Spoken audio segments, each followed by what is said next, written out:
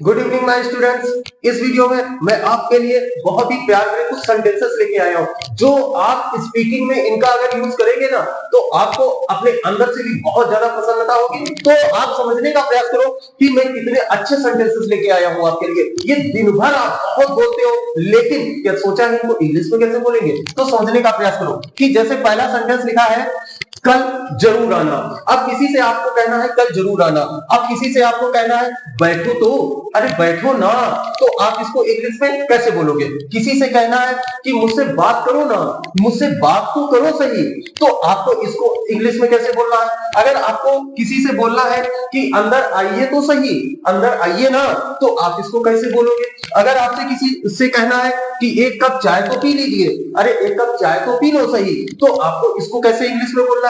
और ये आपके लिए अंग्रेजी जरूर सीख लेना, इस बात को आपको कैसे बोलना है। तो पहले स्ट्रक्चर देता हूं और फिर मैं आपको एक एक सेंटेंस को सॉल्व करके दिखाऊंगा। मैं हूं कुलदीप सर और आप देख रहे हैं अपना LSD इंग्लिश क्लासेस हर हुई। अब बेटा क्या है ना, नए आए हो तो इनको सबको सीखना है ना, तो तुरंत सब्सक्राइब करो मेरे भाई। तो सीखो कैसे कि ये सेंटेंस कहलाते हैं एम्फेटिक सेंटेंस। और एम्फेटिक सेंटेंस जो होते हैं इसमें सबसे पहले हम किसका यूज करते हैं, डू का। ना तो डिड लगाएंगे और ना तो डज लगाएंगे, केवल और केवल क्या लगेगा, डू, ये याद रखना। इसके बाद में फिर हम लगाएंगे क्या, V1 और फिर लगा दो अदर वर्ड्स, लो सेंटेंस बन गए। अब क्या है, अब देखो भाई कल जरूर आना, तो इसको कहना है आपसे किसी को डू कम टुमारो। अब आपको किसी से ये कहना है कल जरूर आना, तो कैसे बोलोगे, डू कम टुमारो। बैठो तो, अरे बैठो ना, तो इसको कैसे बोलना है कि आपने लगाया डू और फिर लगाया सिट, डू सिट। अब इसका हिंदी क्या होगा, बैठो तो सही या बैठो ना, मुझसे बात तो करो। अब आपको कैसे कहना है, do talk, do talk to me, और या डू टॉक विद मी। अब देखो बेटा क्या होता है ना, टॉक के साथ टू का भी यूज करते हैं, टॉक के साथ विद का भी यूज करते हैं। ये अपने अंदर का भाव लेकर के कि भाई टू भी लगा दो तो भी राइट होता है, विद भी लगा दो तो भी राइट होता है। इसके बाद में आप अंदर आइए तो सही, तो डू कम इन। अब डू कम इन मतलब अंदर आइए ना, अंदर आइए तो सही। इसके बाद में एक कप चाय तो पी लीजिए, अब लगाओ डू, यहां पे लगाओ, चाहे हैव लगा दो चाहे टेक लगा दो। देखो बेटा क्या होता है ना, जब कुछ खाने पीने की बात करना पर हैव या टेक का यूज किया जाता है, टी। अब इसका मतलब क्या हो जाएगा, डू टेक या हैव टी, मतलब चाय पीजिए तो सही या चाय पी लो। तो इसके बाद में अंग्रेजी जरूर सीख लेना, ये आपके लिए है, तो अंग्रेजी जरूर सीख लेना। Do learn English, do not take me for granted, मुझे हल्के में मत लो। Do not take her for granted, उसे हल्के में मत लो। Do not take him granted, तो उसे हल्के में मत लो। डू नॉट टेक टी मतलब चाय को हल्के में मत लो। Do not take coffee, coffee को हल्के में मत लो। मतलब कुछ भी जिसको आपको हल्के में नहीं लेना है ऐसा बोलना है, तो आपको इनका यूज करना पड़ेगा। कुछ मैं आपके लिए अच्छे स्ट्रक्चर्स सेंटेंसेस भी लेके आया हूं, तो प्रैक्टिस करते हैं। और देखो लिखा है मुझे हल्के में मत लो, तो आपने लिखा क्या, do not take me for granted, मतलब मुझे हल्के में मत लो। अगला है सेंटेंस, मेरे भाई को हल्के में मत लो, तो do not take my brother for granted, मेरे भाई को हल्के में मत लो। अगर बोलना है अपनी बीमारी को हल्के में मत लो, तो do not take your disease for granted, अपनी बीमारी को हल्के में मत लो। अब देखो एक ये अब डू नॉट मेरे वीडियोस को हल्के में मत लो, तो do not take my videos for granted. देखो बेटा मैं आपको जो ये 12 वीडियोस दिए ना, इन पर इतने धाकड़ इतने अच्छे फ्रेजेस मैंने आपको दिए जो आपकी डेली लाइफ की इंग्लिश स्पोकन की जो समस्या है ना वो छू मंतर हो सकती है। मेरे वीडियोस को देखो, लाइक करो, शेयर करो, सब्सक्राइब करो अपने फ्रेंड्स के पास, जिस व्हाट्सएप ग्रुप जहां कहीं भी मेरे भाई जुड़े हो ना उनको वहां शेयर करो। तो इंग्लिश को हल्के में मत लो, तो do not take English for granted. अब ऐसा क्यों है कि भाई जो इंग्लिश है ना वो एक इंटरनेशनल लैंग्वेज है, आपको दुनिया में आप कहीं भी जाएंगे और इसको छोड़ दो आप भारत में भी कहीं भी घूमेंगे ना, तो तमाम ऐसे जो स्टेट्स हैं जहां पर इंग्लिश का ज्यादा यूज होता है, क्योंकि कन्नड़ आपको आती नहीं, तमिल आपको आती नहीं, तेलुगु आपको आती नहीं, मलयालम आपको आती नहीं, बांग्ला आपको आती नहीं, ठीक है, मराठी आपको आती नहीं, तो आप कन्वर्सेशन कैसे करोगे, आप कैसे इंग्लिश को बोलोगे, कैसे अपनी बात उन तक पहुंचाओगे, उनकी बात स्वयं समझोगे। तो इंग्लिश एक जरिया है, तो उसको लोगों की बात को समझने का, अपनी बात को समझाने का। तो इसका मतलब होगा मुझे पता है, इसका मतलब होगा तुम्हें नहीं पता है। तो कैसे यूज करेंगे, सेंटेंस में इसका यूज कैसे होगा, वो समझने का प्रयास करो। कि लिखा है भाई पहला सेंटेंस, मैं जानता हूं कि तुमसे मिलना कितना मुश्किल है, तो I know how difficult it is to meet you, मुझे पता है। इसके बाद में मुझे पता है, इसमें लिखा है मैं जानता हूं, तो भी यही बनेगा मुझे पता है कि अंग्रेजी सीखना कितना मुश्किल है, तो I know how difficult it is to learn English, मुझे पता है कि इंग्लिश सीखना कितना मुश्किल है। क्लियर, मुझे मालूम है कि इस प्रश्न को हल करना कितना आसान, कितना मुश्किल है। तो अब आप क्या कहोगे, I know how difficult it is to solve this question, मुझे पता है इस क्वेश्चन को हल सॉल्व करना कितना मुश्किल है। इसके बाद में मुझे पता है तुम्हारे पास आना कितना मुश्किल है, तो I know how difficult it is to come to you.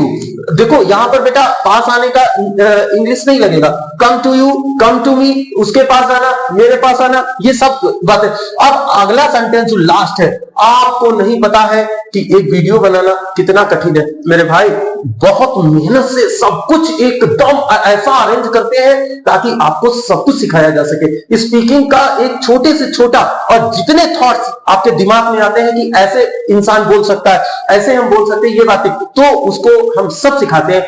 मेरे चैनल को सब्सक्राइब करो, पूरा वीडियो देखो और अपने फ्रेंड्स के पास इसको बेटा शेयर जरूर किया करो। क्लियर, तो अब आप इस सेंटेंस को देखो कि मुझे नहीं पता, तो आपने क्या बनाया, I do not know how difficult I do not know how difficult. अब इसके बाद में एक वीडियो बनाना, तो it is to make a video. लगाया भाई, सबसे पहले सब्जेक्ट लगाया, उसके बाद में आपने यहां पर नो लगाया, या आप नोज लगाओगे, नो या नोज। ये है हमारा V1, आता है हमेशा प्लूरल सब्जेक्ट के साथ। ये हमारा V5 है, आता है हमेशा सिंगुलर सब्जेक्ट के साथ। क्लियर, उसके बाद में फिर आप लगाओगे यहां पर क्या, हाउ टू का यूज करोगे, हाउ टू, और फिर आप यहां पर V1 लगाओ, अदर वर्ड लगाओ, और अब आप अपना इंग्लिश का स्पीकिंग जो है उसको अभी से चालू करो, तुरंत चालू करो।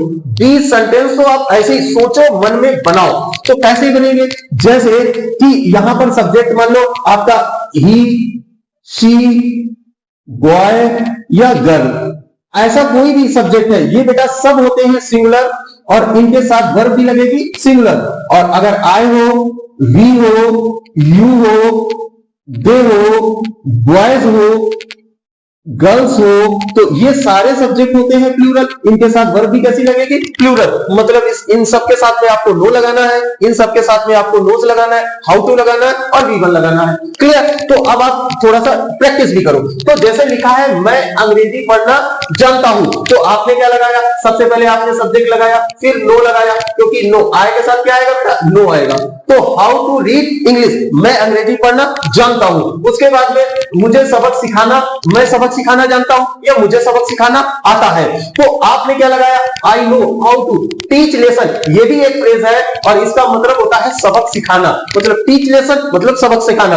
और I know how to teach lesson, और इसके बाद में अगला है उसे चाय बनाना आता है, या वह चाय बनाना जानती है। तो अब आप चाहे यहां पर सी लगा दो और चाहे यहां पर ही लगा दो, he knows how to make या प्रिपेयर टी। क्लियर, उसके बाद में मेरा भाई कार चलाना जानता है, तो माय ब्रदर, अब यहां पर मेरा भाई है तो बेटा नोज करो, my brother knows how to drive a car, मेरा भाई कार चलाना जानता है।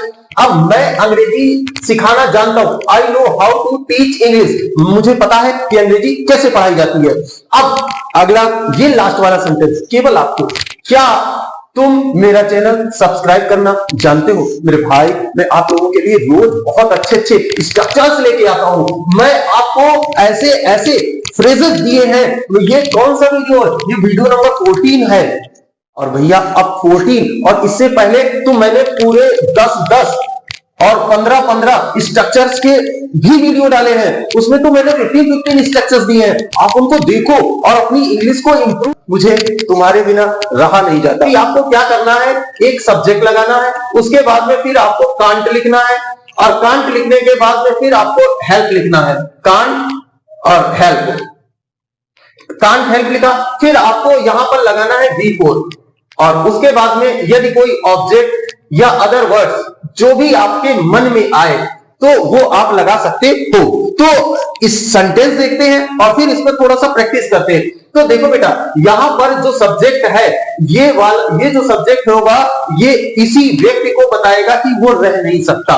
क्लियर? कैसे? जैसे मुझे तुमसे मिले बिना रहा नहीं जाता, मुझे तुमसे मिले बिना रहा नहीं जाता। तो I can't help meeting you, मैं तुमसे मिले बिना नहीं रह सकता। उसके बाद में तुम्हें बोले बिना रहा नहीं जाता। अक्सर जो छोटे बच्चे होते ना, वो बीच में बोल देते, तो मम्मी पापा या टीचर्स उनको डांट देते हैं कि तुम्हें बीच में बोले बिना रहा नहीं जाता। या तुम ही बात कर रहे हो और कोई आके आपको इंटरप्ट कर गया, तो आपने उससे बोल दिया कि तुम्हें बीच में बोले बिना रहा नहीं जाता, तो आप कैसे बोलोगे? यू कांट हेल्प स्पीकिंग, तुम्हें बोले बिना रहा नहीं जाता। मुझे तुमसे बात किए बिना रहा नहीं जाता। तो मैं नहीं रह सकता, तो I can't help talking to you, तो मैं आपसे बात किए बिना रह नहीं सकता। उसके बाद में तुम्हें पिए बिना रहा नहीं जाता। अक्सर लोग कह देते हैं, जो ड्रिंक करते हैं ना, उसे बोल दिया तुम्हें पिए बिना रहा नहीं जाता, तो यू कांट हेल्प ड्रिंकिंग, आपको पिए बिना नहीं रहा जाता। तो अगला है, वह नाचे बिना नहीं रह सकती। जैसे कोई पार्टी में गई, तो बिना जिसके जैसे ही डीजे बजा ना, पैर थिरकने लगे, तो उसे नाचे बिना रहा नहीं जाता, या वह नाचे बिना रह नहीं सकती। आप ऐसा भी सेंस देखा और ऐसा भी रहा नहीं जाता, ये भी बताएगा, रह नहीं सकता ये भी बताएगा। तो सी कांट हेल्प डांसिंग, वह नाचे बिना नहीं रह सकती। और एक साथ में देयर के इतने रूल्स आपने कभी नहीं पढ़े होंगे, और पढ़े हो तो कमेंट बॉक्स में जरूर बताना। तो देखो भाई, सबसे पहले हम देयर लगाते हैं, इसके बाद में देयर लगा दिया, फिर आप यहां पर आपकी मर्जी है इज लगाओ, आपकी मर्जी है आर लगाओ। ये कब होगा? जब अंत में है या हो। उसके बाद में फिर आप यहां पर लगाओ was या वर लगाओ, was या वर। अब कैसे लगाना है मैं अभी आपको बताऊंगा। फिर आपको यहां पर चाहे आप विल बी इसका भी यूज कर सकते हो। कैसे करना मैं अभी आपको बताऊंगा। उसके बाद में आप यहां पर शुड बी का यूज कर सकते हो। कैसे करना है अभी बताऊंगा। उसके बाद में फिर आप यहां पर इतना सब लगा दिया, फिर आप यहां पर कैन बी का यूज भी कर सकते हो, कैन बी। अब इतना सब आपने लगा दिया भैया, अब क्या करना है?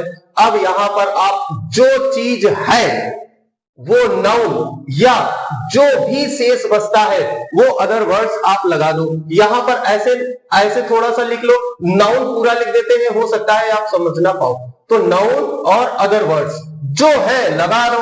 अब इसका मतलब क्या है होगा। इसका मतलब क्या? था थी थे होगा। इसका मतलब क्या? होगा। इसका मतलब क्या? होना चाहिए होगा, चाहिए। इसका मतलब क्या? हो सकता है होगा। एक और इसमें जोड़ लो, कुड, CULD, कुड और बी। और इसका मतलब क्या? हो सकता था, हो सकता था। अब बताओ, एक साथ में इतने शुड के इतनी चीजें लग सकती है, कभी आपने इमेजिन किया है? इसके साथ में एक और बात बता दूं, इसके साथ में आप V2 का भी यूज कर सकते हो। जैसे आप जब स्टोरी राइटिंग करते हो ना, आपको हिंदी टू इंग्लिश ट्रांसलेशन करना होता, उसमें बेटा V2 का यूज करवाया जाता है। कब करवाया जाता? अभी मैं एक एक बात को बताऊंगा। पहले आप थोड़ा सा ये जो सेंटेंस लिखे हैं इनको समझने का अच्छे से प्रयास करें। तो लिखा है वहां पानी होना चाहिए। अब बेटा बताओ, होना चाहिए मतलब, तो आपको यहां पर शुड का यूज करना है। तो आपने यहां पे लिखा क्या कि भाई देयर शुड बी मतलब होना चाहिए। देयर शुड बी वाटर और कहां होना चाहिए? देयर। तो there should be water there. अब देखो बेटा, आपने हमारे स्पीकिंग के और भी वीडियोस नहीं देखे हैं, उनको भी देखो। कल मैंने 2 वीडियोस दिए हैं आप लोगों को, क्योंकि ये आजकल स्पीकिंग का भारी डिमांड चल रहा है भैया। तो भारी डिमांड चल रहा, तो मैं क्या है आपको कल 2 वीडियोस दे दिए, उसमें इतने मजेदार सेंटेंस सिखाए, उनको जरूर सीखना, बहुत अच्छा लगेगा। इसके बाद में फिर एक पेन है। अब देखो, यह एक पेन है। अब ये बात इसमें बेटा आपका सब्जेक्ट है, और केवल अगर लिखा है एक पेन है, तो एक इसमें आपको क्या लगाओगे यहां पर, दिस इज अ पेन। लेकिन एक पेन है या एक पेन था, तो ऐसी कंडीशन में आपको देयर, अब है तो इज लगा दो, था तो वाज लगा दो, आ पेन। क्लियर? ये बातें आपको समझनी पड़ेगी, वरना जब आप हिंदी टू इंग्लिश ट्रांसलेशन करोगे ना, जो आपके बोर्ड के एग्जाम आ रहे हैं, उसमें जो स्टोरी दी गई होगी उसमें आप गलत करके आओगे, तो इन सभी बातों को आप नोट भी कर लेना और अच्छे से इनको पढ़ो। आई तो आपने क्या लिखा कि देयर इज अ पेन, उसके बाद में वहां शांति होगी, तो देयर, अब होगी के लिए क्या लगाएंगे, विल भी लगाएंगे, देयर विल बी पीस, और कहा वहां, तो देयर, तो वहां शांति होगी, पीस देयर, तो there will be peace there, तो वहां शांति होगी। उसके बाद में वहां 2 कुर्सियां हो सकती है। अब कोई चीज हो सकती है तो आपने क्या लगाया, कैन बी का यूज किया, तो आपको क्या लिखना है कि भाई देयर कैन बी सॉरी, कुछ चेयर्स है ना, तो चेयर, 2 कुर्सियां हैं, तो आपको चेयर्स लिखना पड़ेगा, there can be chairs there. अब बेटा क्या है, जैसे आपको ये बोला है वहां कुर्सी हो सकती है, वहां पर तुम्हारा मित्र हो सकता है, वहां पर कुछ, जो आपको ऐसा कुछ भी बोलना है कि वहां पर कुछ हो सकता है, तो आप लगाओ देयर कैन बी, और उसके बाद जो है वहां पर पानी हो सकता है तो वाटर लगा दो। जैसे मान लो कोई पानी भरने गया, तो आपने कहा वहां पानी हो सकता है, तो there can be water there. वहां पर तुम्हारा मित्र हो सकता है, तो there can be your friend there. Clear? उसके बाद में कल मीटिंग हो सकती है, तो देयर अब सकती है, तो अब इसको ऐसे करो, सकती थी, कल मीटिंग हो सकती थी, तो देखो सकता सकती है वाला तो लगा दिया, कल मीटिंग हो सकती थी, तो अब आप यहां पर कुड का यूज करो, देयर कुड बी मीटिंग, अब इससे पहले आ लगाओ, there could be a meeting, और कब, कल, तो एस्टरडे लगा दो, एस्टरडे। क्लियर बेटा? तो कल मीटिंग हो सकती थी, तो there could be a meeting yesterday. अगले महीने परीक्षा होगी, तो आपने क्या लिखा, there would sorry there will be, परीक्षा है तो देयर विल बी एग्जाम्स। अब परीक्षा है तो परीक्षाएं कर लो बेटा, क्योंकि परीक्षा एक नहीं होती, कई सारी होती हैं, तो there will be exams next, next, और कब है, अगले महीने है, तो नेक्स्ट मंथ, तो there will be exams next month. देखो ये सब लिखा है, अच्छे से उतार लेना, पहले आप सेंटेंस को समझ लो, फिर एक एक बात को नोट भी कर लेना। वहां पानी नहीं था, तो देयर वॉज, अब यहां पर नॉट भी लगा सकते हो, there was not water, there was not water और देयर, तो वहां पानी नहीं था, तो there was not water there, वहां पानी था, तो there was water there. Clear? तो ये सब क्या है बेटा, अब मैंने, अब हाँ एक ये V2 पर रह गया, तो जैसे लिखा है एक गांव में एक व्यक्ति रहता था। तो अब देखो 2 बातें, मेरी बात को याद रखना, एक गांव में एक व्यक्ति रहता था, एक राजा राज्य करता था, ये सेंटेंस आपका V2 से बनेगा, ये बात आप याद रखें। तो ऐसी कंडीशन में हमें क्या करना है, तो हमें यहां पर लगाया देयर, ठीक है। अब चूंकि रहता था तो हमने यहां पर लगा दिया क्या बेटा, लिव्ड, देयर लिव्ड लगाना है हमें यहाँ पर। तो देयर लिव्ड आ, और एक व्यक्ति रहता था, देयर लिव्ड आ मैन और इन आ विलेज। तो ऐसी कंडीशन, रहता था, राज्य करता था, तो आपने यहां पे लगा दिया there ruled a king in Ujjain, या कहीं भी जहां भी राज्य करता था तो रूल्ड लगाना, सॉरी लिव हो गया बेटा, लिव्ड लगाना, आपको V2 का यूज करना, क्लियर।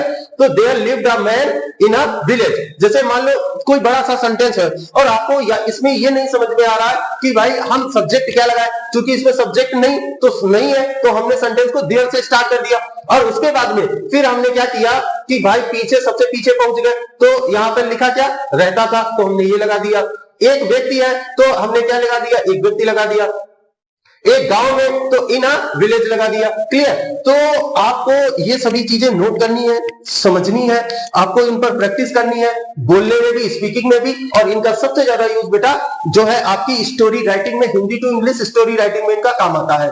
तो क्या होता है ना, पहला हाउ ऑफन, तो आपने लिखा हाउ ऑफन, अब इसका मतलब होता है कितनी बार। अब आप इसको अगर प्रेजेंट में बोल रहे हो तो इसके साथ बेटा डू या डज का यूज करो, डू या डज। और आप अगर इसको पास्ट में बोल रहे कि तुम कितनी बार चाय पीते थे, तो भैया आप इसके साथ डिड का यूज करो, और उसके बाद में आप यहां पर लगाओ सब्जेक्ट, और सब्जेक्ट लग गया फिर आप लगाओ V1 और लगा दो अदर वर्ड्स, और अंत में क्वेश्चन मार्क।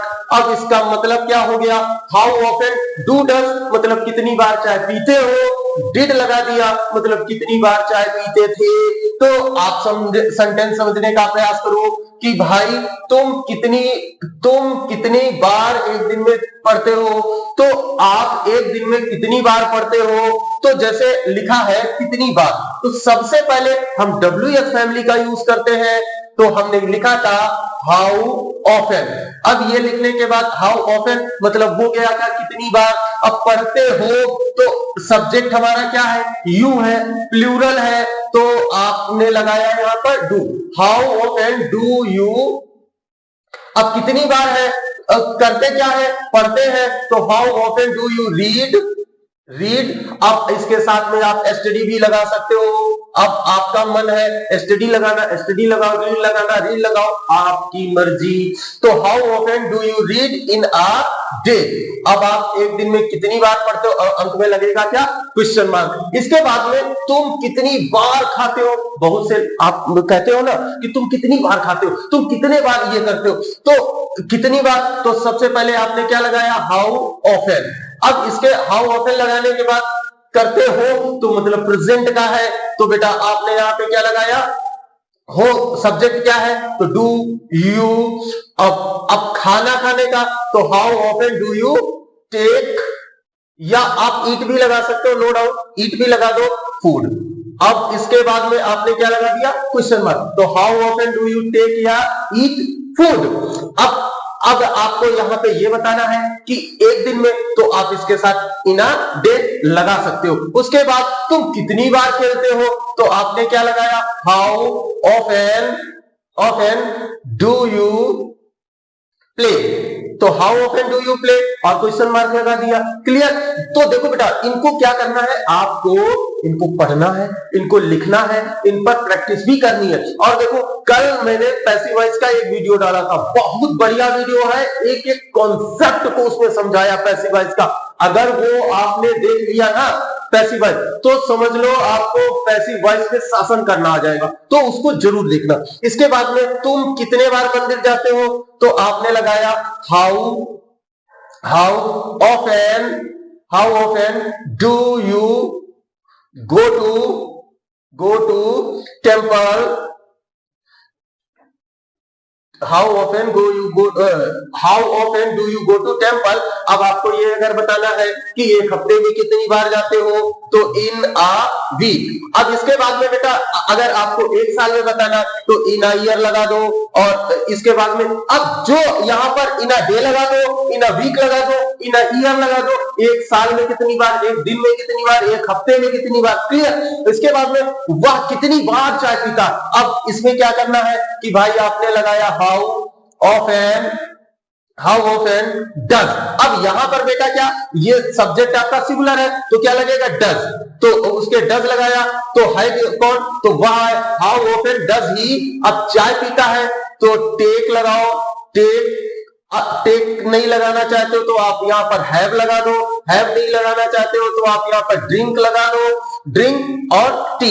अब इसके बाद में एक दिन में कितनी बार चाय पीता है, तो अब आप यहां पर ये भी जोड़ सकते हो इन आ डे। और उसके अलावा तो आपको जो मन हो, इन अ डे लगाओ, इन अ वीक लगाओ, इन अ मंथ लगाओ, इन अ ईयर लगाओ, जो आपकी मन हो वो लगा दो, लास्ट में लगेगा यहां पर। क्लियर। अब देखते हैं कुछ करते करते थक जाना, तो ये सेंटेंस भैया कैसे बनेगा, बहुत अच्छा है, स्पीकिंग में बहुत यूज किया जाता है। तो अब आपको क्या करना है, सबसे पहले आपने लगाया क्या सब्जेक्ट, उसके बाद में अगर प्रेजेंट में बोलना है कि करते करते थक जाता हूं तो आप इज एम आर लगाना है। क्लियर। अगर करते करते थक जाता था तो आपको वाज या वर लगाना है। उसके साथ में फिर आप यहां पे लगाओ टायर्ड, उसके साथ में आप लगाओ टायर्ड विद। आप देखो बेटा क्या होता है ना, टायर्ड विद एक फ्रेज है। क्लियर। और इस फ्रेज का एक टायर्ड विद का मतलब ही होता है कुछ ना कुछ करते करते थक जाना। तो अब यहां पर आप इसके साथ में आप लगाओगे V4, V4 नहीं मालूम है तो V1 प्लस ING, और उसके साथ में लगा दो अदर वर्ड और लगा दो फुल स्टॉप। क्लियर। ये सेंटेंस आपका मतलब स्ट्रक्चर रेडी हो गया। अब सूत्र आपको पता चल गया तो सवाल लगाना लॉलीपॉप। तो क्या है, वह पढ़ते पढ़ते थक जाता है, तो अब लगाया आपने ही के साथ क्या आएगा इज, तो he is tired, he is tired with.